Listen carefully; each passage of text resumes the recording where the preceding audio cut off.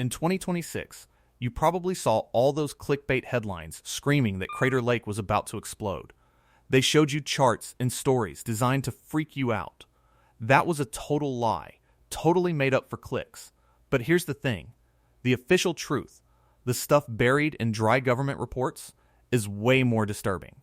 The United States government actually calls the volcano at Crater Lake a very high threat.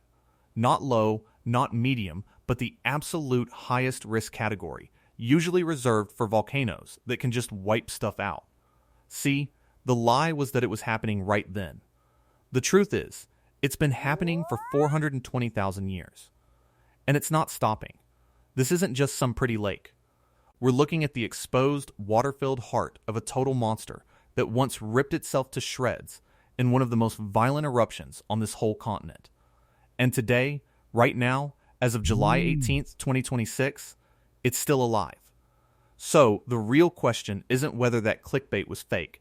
It was. The real question is what the geologists at the USGS know that we don't. To get why this is such a big deal, you first have to understand what you're even looking at. That unbelievably blue water? It's not a lake like you'd normally think of one. It's a giant wound. An 8-kilometer wide, 10-kilometer long geological scar. It holds 4.9 trillion gallons of the purest water you'll find anywhere, and it only gets water from rain and snow falling straight into it. No rivers flow in, no streams flow out. Its level stays perfectly even thanks to this crazy balance of precipitation, evaporation, and seepage. It's a whole self-contained world, isolated, completely silent, and it's impossibly deep. I mean, unfathomably deep. At its lowest point, the bottom is 1,943 feet from the surface, 600 meters. Imagine taking the Washington Monument, putting the Eiffel Tower on top of that, and then adding the Statue of Liberty for good measure. Lady Liberty's torch would still be over 100 feet underwater. It's the deepest lake in the U.S. and the 7th deepest in the entire world. But that calm surface, that perfect blue mirror reflecting the Oregon sky, that's just a disguise. It hides a history of absolutely unbelievable violence. Because before there was a lake, there was a mountain. Its name was Mount Mazama. And it just dominated this whole landscape.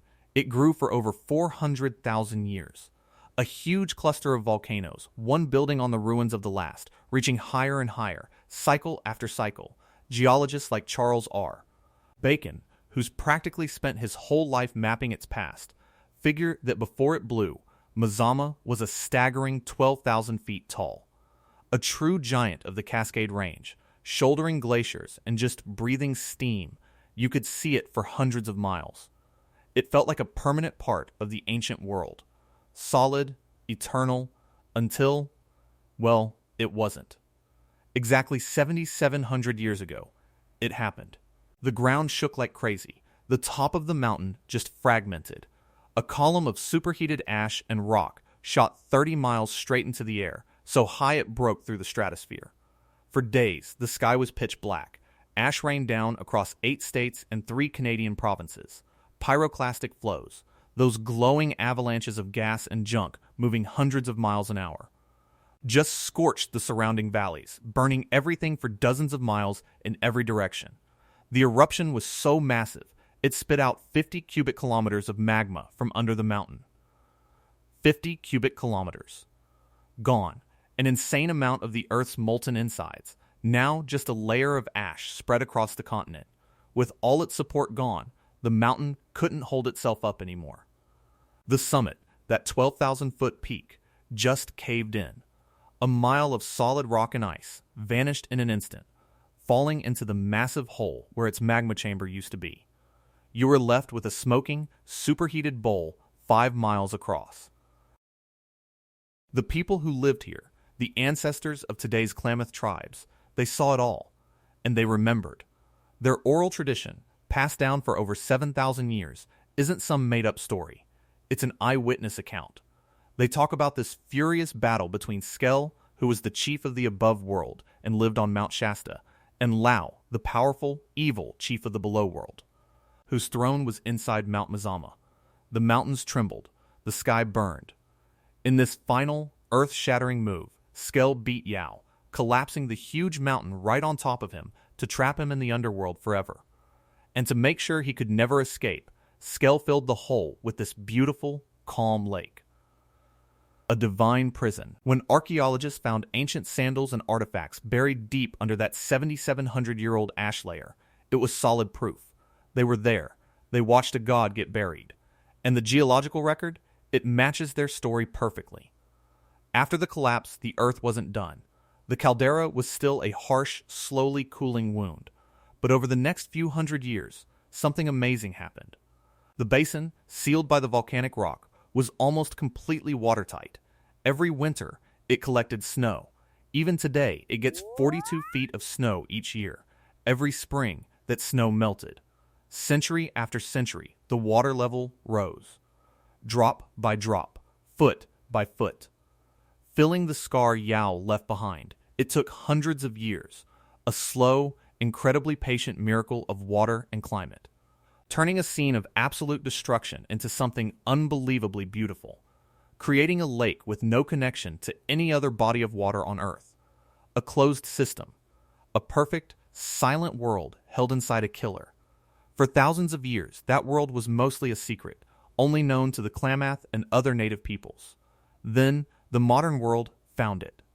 Its discovery, or more like how America found out about it, started with a story that feels like something out of a legend. A Kansas schoolboy in the 1860s named William Gladstone Steele supposedly read about a mysterious, deep blue lake in a newspaper his lunch was wrapped in. He never forgot it. That kid grew into a man obsessed. He spent the next 17 years writing letters, giving speeches, and lobbying a skeptical Congress, fighting this exhausting one-man battle to protect this place. In 1902, his obsession finally paid off. President Theodore Roosevelt signed the bill making Crater Lake America's 5th national park. William Steele basically became known as the father of Crater Lake. He saved something he first saw on a piece of trash. But saving it was one thing. Understanding it was another. The lake's depth was still just a legend. No one really knew what was down there. That changed in 1886, with what I'd call one of the most daring and brutal scientific expeditions of the 19th century. A U.S. Army officer and geologist named Clarence Edward Dutton decided he'd be the first to map its floor. The task was enormous. First, his team had to get a boat to the water, a half-ton wooden survey boat called the Cleetwood.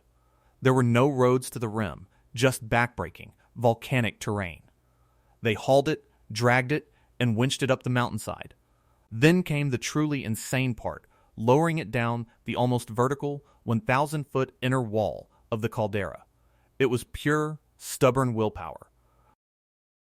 Once they were on the water, Dutton's team got to work. They had no sonar, no electronics, no fancy modern gear. Their main tool was a lead pipe tied to spools of piano wire. Over a month, they rode a grid across the entire 21 square mile surface of the lake. At each of 168 spots, they carefully lowered the wire into the blue depths. Again and again, hand-spooling it out until they felt the pipe hit bottom. They painstakingly wrote down each depth, fighting wind and exhaustion from the high altitude. Their final calculation was astonishing. They said the lake's maximum depth was 1,996 feet. That was an old-school measurement, with wire and stone, in incredibly tough conditions. When the most precise, state-of-the-art multi-beam sonar mapping was done in 2000, it put the official depth at 1,943 feet. Dutton's 19th century measurement, from a half-ton boat dragged up a volcano, was off by less than 3%. His work proved the legends were true. This place was deeper than anyone had dared to imagine. But he could never have known what that sonar would show a century later, that the bottom of the lake wasn't just a static, muddy floor. It was the roof of the volcano itself. That huge eruption 7,700 years ago wasn't the end of the story. It was just the end of a chapter. Volcano activity came back.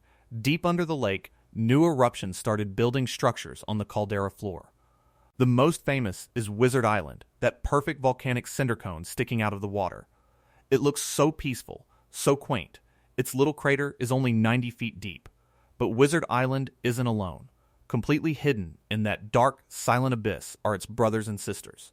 Another massive underwater volcano, called Mariam Cone, rises hundreds of feet from the lake floor.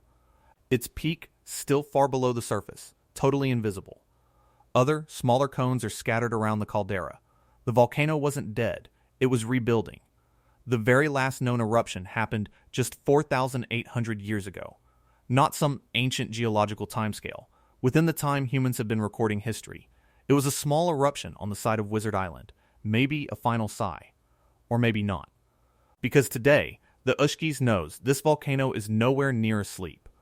All over the lake floor are active hydrothermal vents. These are cracks in the rock, leaking volcanically heated water and mineral-rich gases from deep inside the earth. These aren't just warm spots. They're direct proof that a body of magma, the same stuff that fed the 12,000-foot Mount Mazama, is still down there. The chief of the below world, Yao, isn't dead. He's just locked up. And his prison is very much alive, geologically speaking. So the USGS is pretty direct in its assessment. Their official statement isn't vague at all. The long history of volcanism at Mount Mazama suggests that this volcanic center will be active in the future. Future eruptions will likely occur within the caldera and probably beneath the water's surface. Just think about what that means. An eruption under 1,943 feet of water, under 4.9 trillion gallons of pressure. It wouldn't be some gentle lava flow. The second molten rock, at over 2,000 degrees Fahrenheit, hits near freezing lake water. You're talking about a phreatic explosion. A violent, instantaneous burst of water turning into steam. That explosion could be catastrophic, shooting rock, ash, and superheated water into the air, creating a huge surge, a tsunami inside the caldera itself. This is the reality behind that very high threat rating. It's not about if it'll happen. It's a professional assessment of when and what the fallout will be. Which brings us back to 2026. Back to that clickbait. The lie was that the volcano was erupting. But the truth is, the volcano is breathing. For years, the seismic monitoring around Crater Lake was pretty weak. But recently, the USGS put in a new, super sensitive network of 4 stations. And immediately, it started picking up stuff the old system missed. A constant hum of micro-earthquakes. Tiny tremors, way too small for anyone to feel, happening all the time. The internet alarmists screamed that this was a sign of impending doom. Geologists said the opposite. This isn't new activity. This is old activity that we can finally hear. The new network isn't showing a change. It's just revealing the volcano's normal, restless state. It sounds like a living system. Stresses shifting in the rock. Fluids moving deep underground. The slow pulse of a dormant, but very much active magma chamber. It's the sound of Yao stirring in his sleep. And that's not the only movement. Less than a kilometer from the main visitor center at Rim Village, there's a fault line. A crack in the Earth's crust called the Annie Spring Fault.